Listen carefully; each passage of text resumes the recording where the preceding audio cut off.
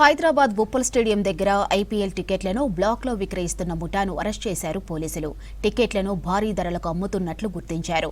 నిన్న SRH Kolkata match సందర్భంగా stadium parking ఏరియాలో అనుమానాస్పదంగా తిరుగుతున్న నిందితులను అదుపులోకి తీసుకున్నారు. ఒక్కో టికెట్ విలువ 22,000 రూపాయలు ఉందని, మొత్తం 5 టికెట్లను స్వాధీనం చేసుకున్నామని తెలిపారు పోలీసులు.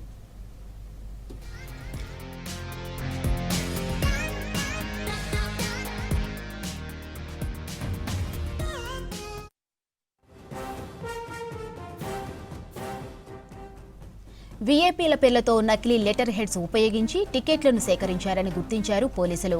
గవర్నర్, జడ్జీలు, మంత్రుల సంతకాలు ఫోర్జరీ చేశారన్నారు. ఇక నిందితులు అశోక్, దినేష్, వేణుమాధవలపై పలు సెక్షన్లపై కేసు నమోదు చేసి కోర్టులో హాజరుపరిచారు పోలీసులు. నిందితుల నుంచి 1 car, 5 mobiles, forgery letter heads స్వాధీనం చేసుకున్నారు. చెన్నైకి చెందిన మరో 3 నిందితులు పరారీలో ఉన్నారని, వారి కోసం గాలిస్తున్నామని తెలిపారు పోలీసులు.